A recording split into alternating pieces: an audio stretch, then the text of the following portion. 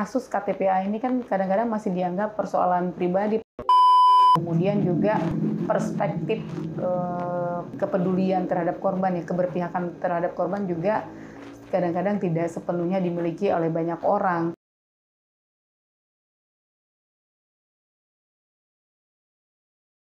Assalamualaikum warahmatullahi wabarakatuh, sahabat Yara yang sedang berbahagia dimanapun Anda berada.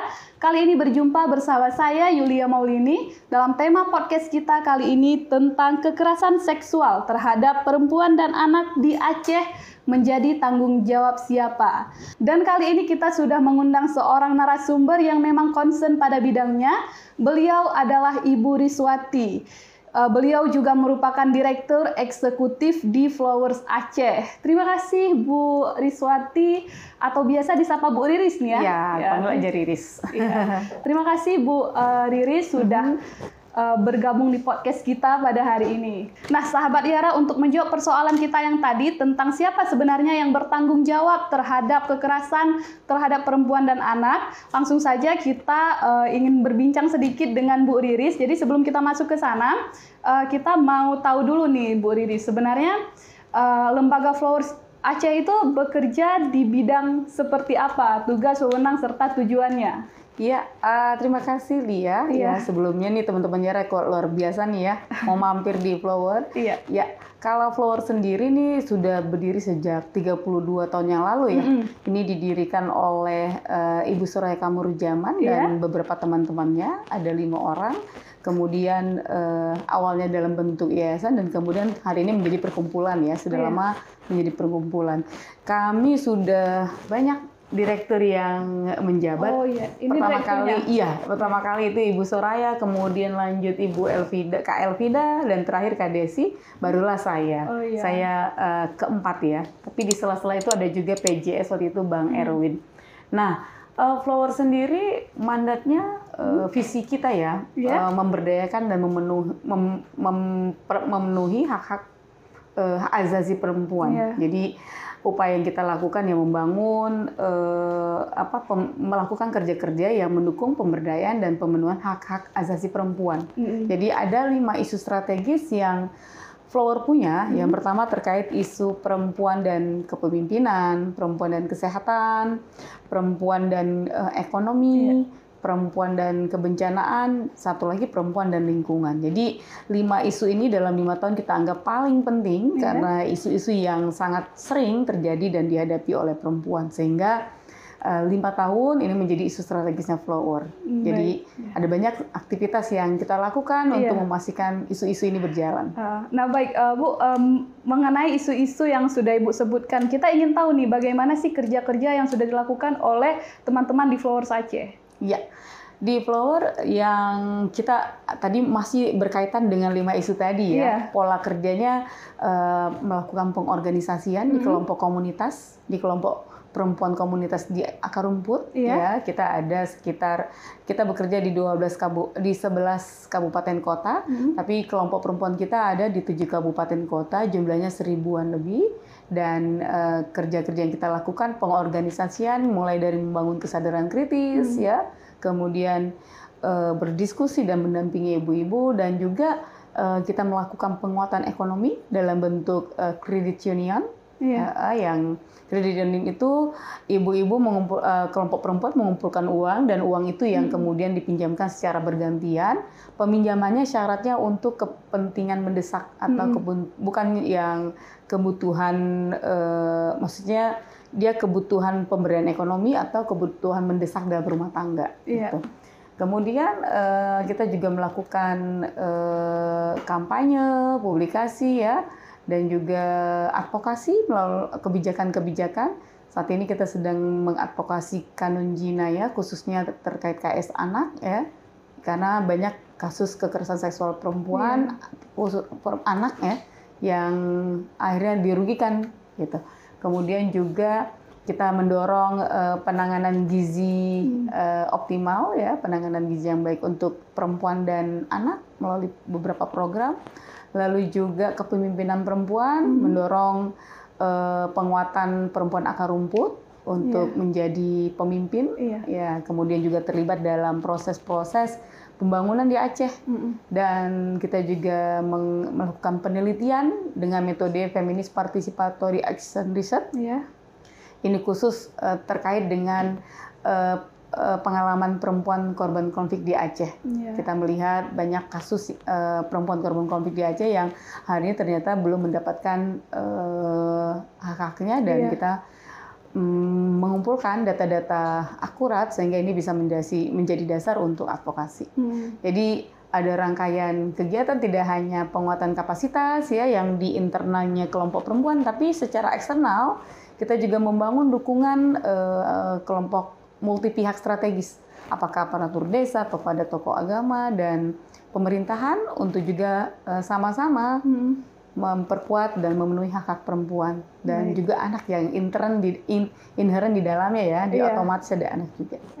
Menarik sekali bahwa Flower Aceh ini fokus pada bidang konsen, pada bidang memperkuat dan mendorong perwujudan perempuan dan anak hak perempuan. Nah, jadi kita ketahui bersama nih bahwasannya Flower Aceh ini adalah salah satu lembaga yang memegang atau memiliki database terkait kasus kekerasan dan pelecehan terhadap perempuan dan anak. Jadi menariknya gini, kita mau bertanya ke Ibu, dalam kurun waktu dari 2021 hingga 2022 sudah ada berapa kasus yang tercatat, Ibu?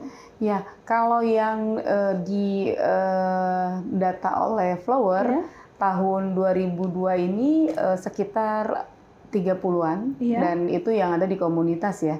Jumlah yang kita dapati di komunitas karena melalui kerja-kerja CO kita, community organizer, dan untuk penanganannya biasanya kita berkoordinasi dengan aparatur desa, dan kalau di tingkat desa tidak memadai, kita melakukan koordinasi dengan P2TP2A, karena Flower sendiri punya MOU dengan UPTD PPA ya, dengan DP3 untuk penanganan KTPA. Jadi Flower lebih pada menerima pengaduan, melakukan pencatatan, pendampingan untuk korban sehingga dia mendapatkan akses yang lebih panjang lagi dalam pemenuhan hak-haknya.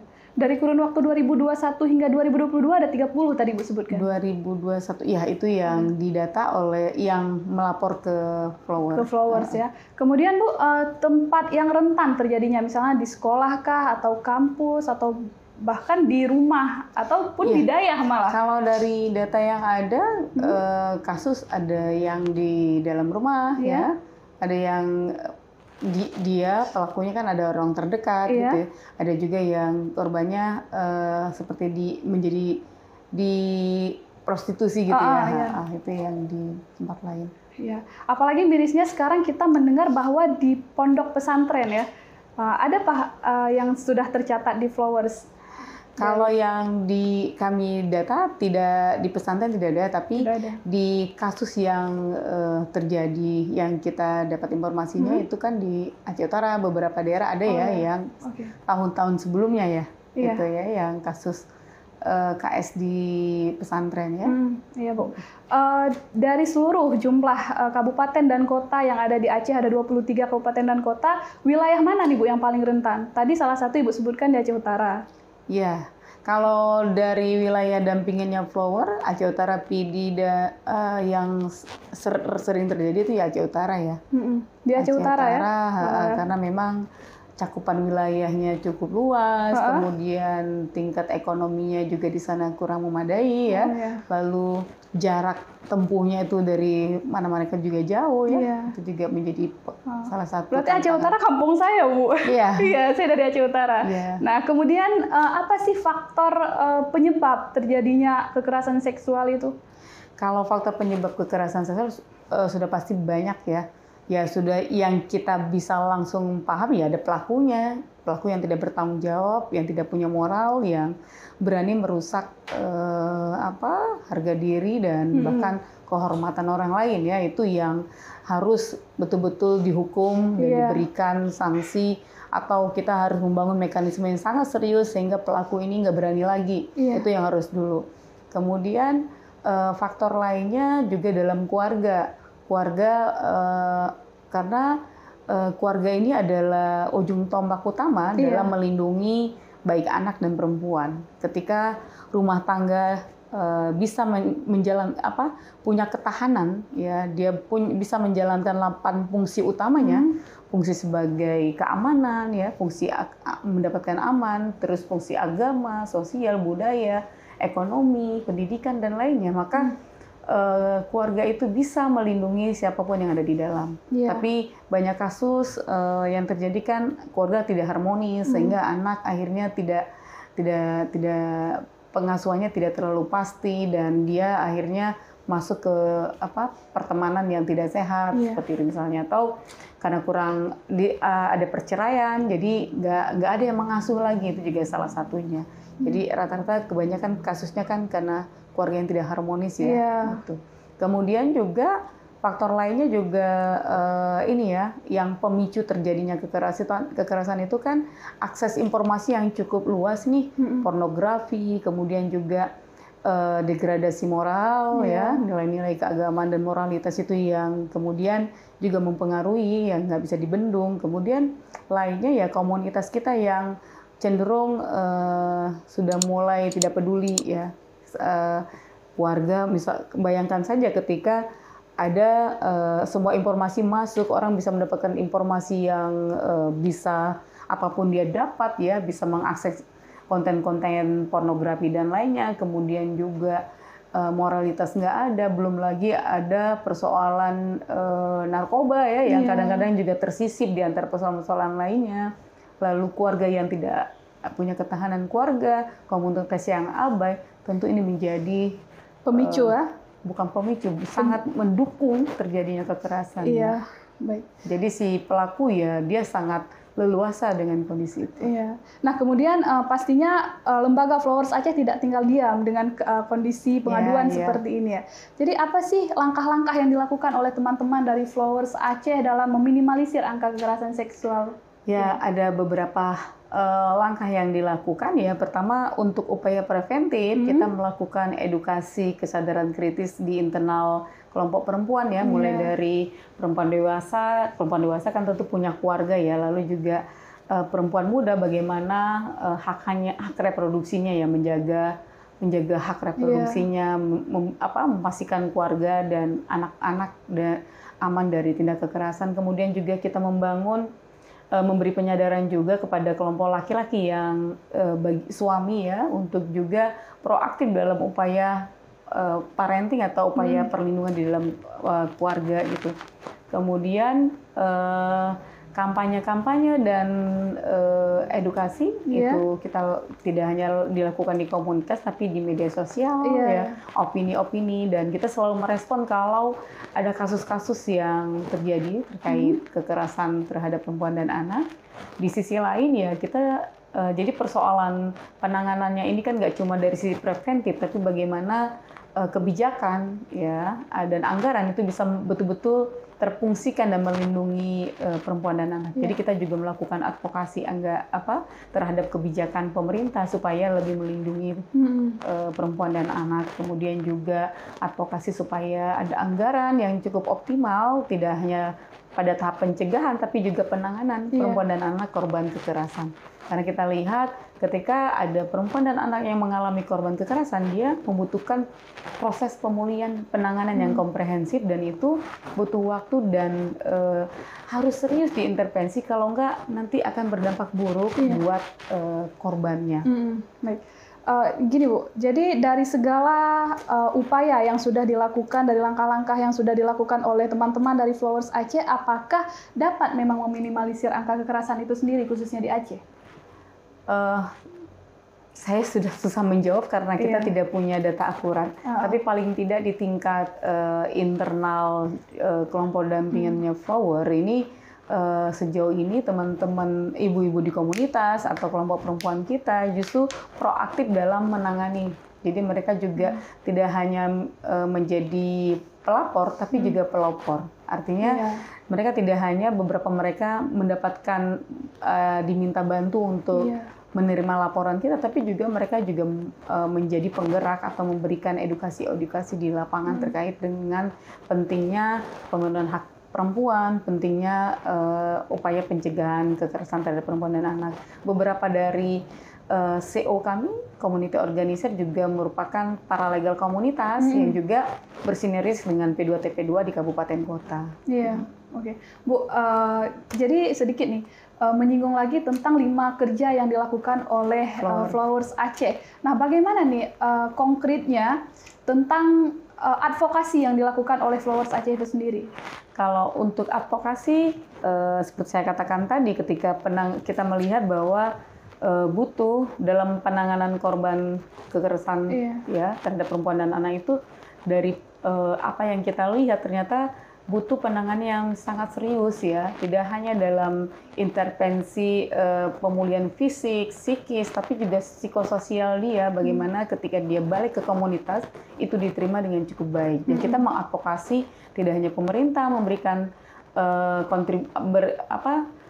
pemerintah terus memperkuat upaya intervensinya, tapi juga kita mendorong masyarakat juga aware dan juga berkontribusi untuk upaya-upaya pencegahan dan penanganan. Jadi teman-teman pasti sering dengar kadang masih ada stigma terhadap korban kekerasan ya, bahwa apalagi korban perkosaan dianggap aib dan sebagainya. Kita juga melakukan diskusi-diskusi mencerahkan ke aparatur desa atau kelompok-kelompok di desa supaya jangan justru menstigma, jangan justru melakukan kekerasan kembali kepada korban seperti itu.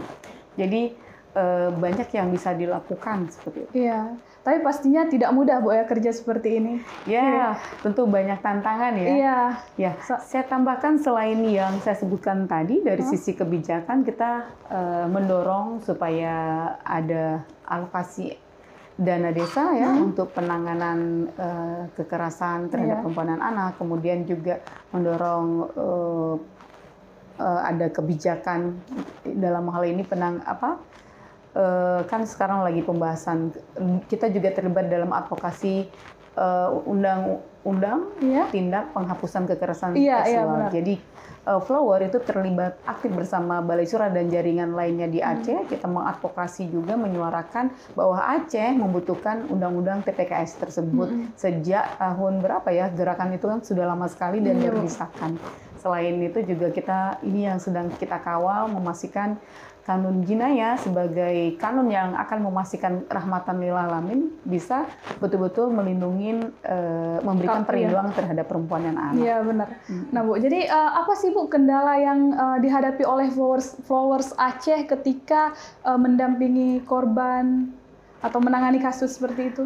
Dalam penanganan kasus, beberapa yang dihadapi tentu biasa kalau dalam KS ya, penanganan hukum KS itu pertama ya, banyak korban itu kan dari kelompok marginal, kelompok yang tidak mampu ya. Itu juga tentu tantangan tersendiri ketika kita mendampingi, mereka tidak punya uang, operasional tidak ada, jadi kita juga memastikan itu bisa terfasilitasi bukan dari Flower, tapi bagaimana dari jejaring dan lainnya juga mendukung Flower. Juga waktu itu pernah mendapatkan donasi, diminta bantu oleh komunitas sepeda untuk mendistribusikan bantuan korban kekerasan, dan itu kita gunakan juga untuk proses pendampingan ya.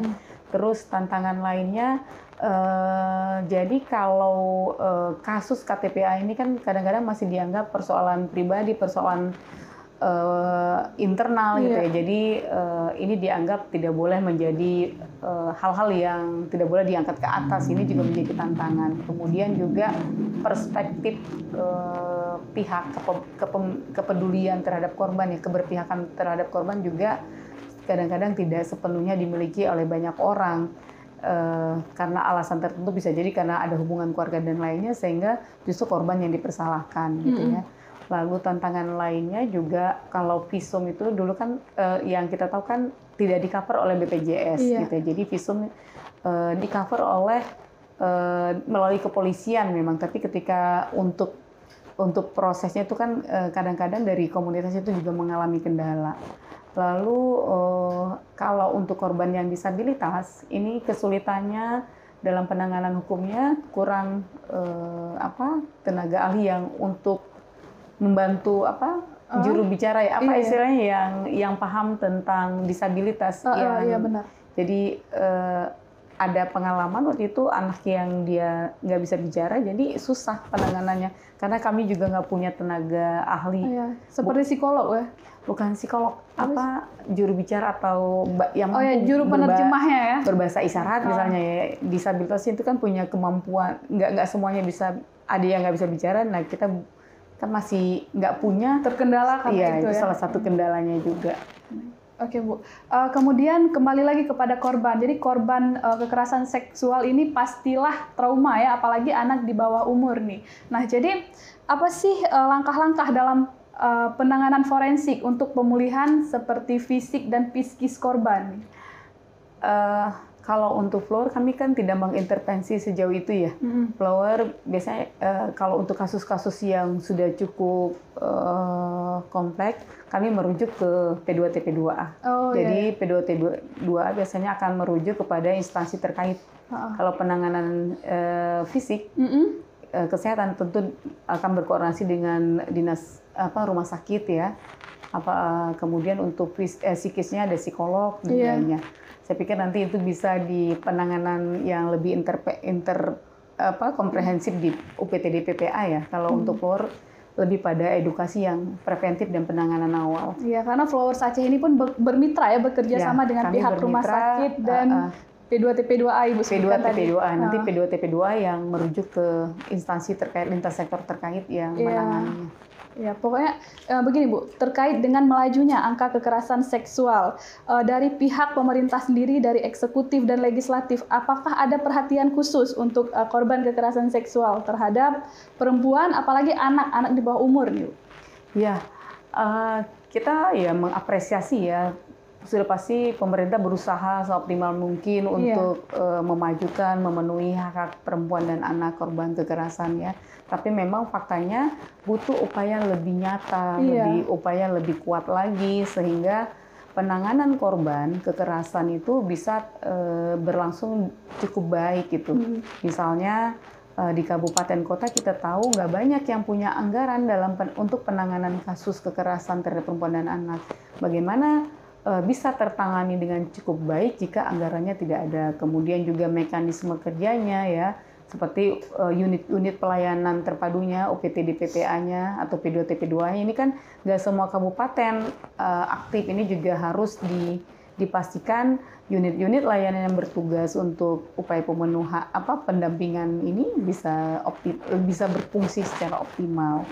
Kemudian tadi yang kebijakan ya, saya pikir payung hukum yang sangat melindungi perempuan dan anak korban kekerasan ya kan, kita juga punya undang-undang KDRT, undang-undang TPKS yang baru disahkan, lalu juga undang-undang perlindungan anak. Itu juga harus dipastikan sinkron atau harmonis dengan kanun jinayah yang kita punya.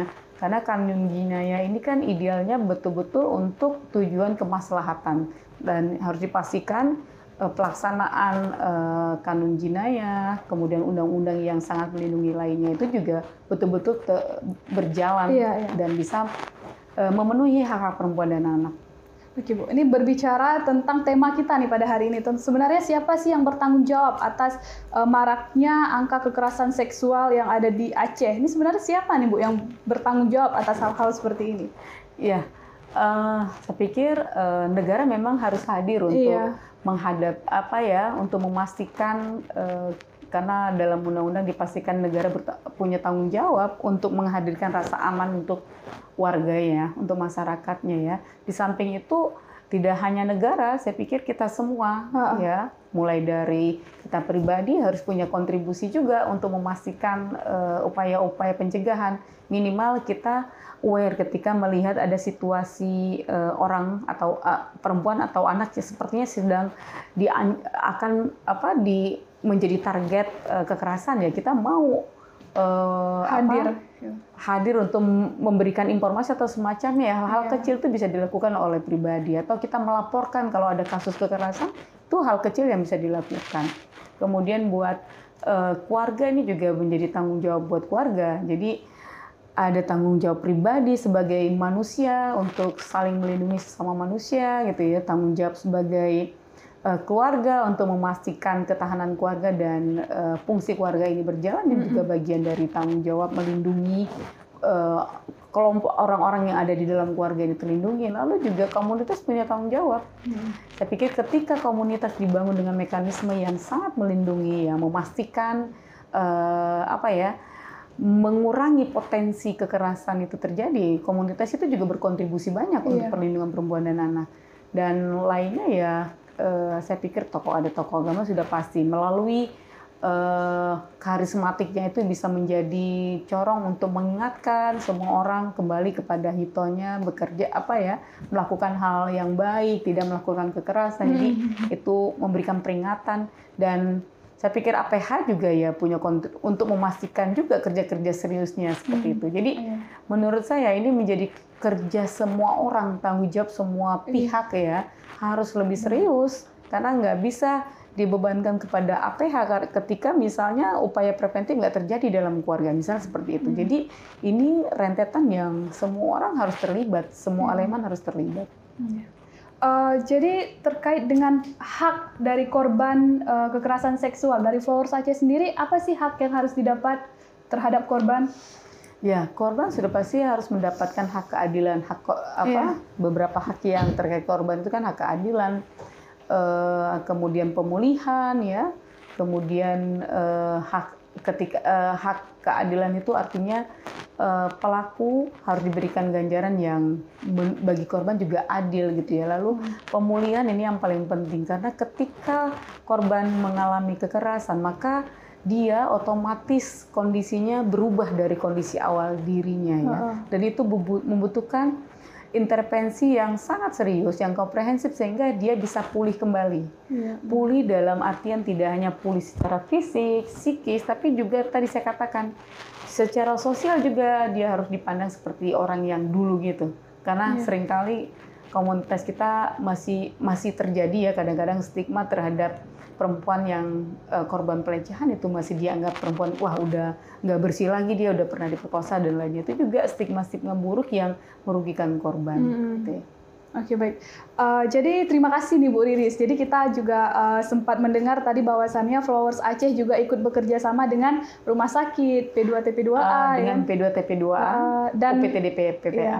Dan kita juga berharap nih nantinya dari Flowers Aceh bisa bermitra dengan Yara. Nah, jadi karena di Yara itu kita juga memiliki beberapa advokat yang memang sudah menangani kasus-kasus serupa seperti ini. Jadi apabila mungkin nantinya bisa dipadukan antara Flowers Aceh dengan Yayasan Advokasi Rakyat Aceh, jadi kerja ini bisa bersinergi. Jadi itulah harapan kita, semoga Flowers Aceh bisa dipadukan dengan Yara nih, karena tujuan kita sama, tujuan kita adalah memperjuangkan keadilan ya Bu ya. Iya. Ya, saya pikir senang sekali ada Yara ya, para advokat ada di dalamnya, karena salah satu tantangan juga kalau kita di komunitas paralegal ini kan nggak sekuat legalitasnya itu dengan advokat. Jadi teman-teman paralegal komunitas kita ketika berbicara untuk penanganan hukumnya memang harus punya advokat yang ini ya, punya legalitas yang standar, kemudian juga punya perspektif. Saya yakin Yara punya perspektif keberpihakan korban yang cukup baik, sehingga ini pasti akan membantu kerja-kerja semua pihak di Aceh untuk pemenuhan hak perempuan dan anak ya. Iya benar Bu. Kemarin kita juga udah bermitra dengan salah satu desa yang ada di PD tentang pemberian bantuan hukum nih terhadap rakyat yang kurang mampu ya. Oke, baiklah Bu Riris, terima kasih untuk sesi akhir. Mungkin ada pesan yang ingin disampaikan kepada penonton podcast kita pada hari ini. Ya, buat saya kita semua harus sangat serius ya untuk melakukan berbagai upaya pencegahan dan penanganan kekerasan terhadap perempuan dan anak. Mengingat Aceh saat ini darurat darurat kekerasan seksual bahkan, sehingga optimalkan semua energi dan upaya-upaya kita untuk menghadapi dan memerangi kekerasan terhadap perempuan dan anak, apalagi kekerasan seksual. Baik, terima kasih Bu Riris. Semoga kita bisa berjumpa lagi di lain kesempatan dengan tema yang berbeda pula ya Bu ya. Semoga. Dan terima kasih juga kepada sahabat Yara. Semoga apapun yang telah disampaikan oleh Bu Riris pada hari ini dapat menambah pengetahuan untuk kita semua. Dan akhir kata, saya Yulia Maulini mengundurkan diri. Jangan lupa like, comment, share, dan subscribe channel YouTube Yara Official. Dan jangan lupa klik tombol lonceng untuk menerima berita terupdate dari Yara. Terima kasih. Wassalamualaikum. Wassalamualaikum warahmatullahi wabarakatuh.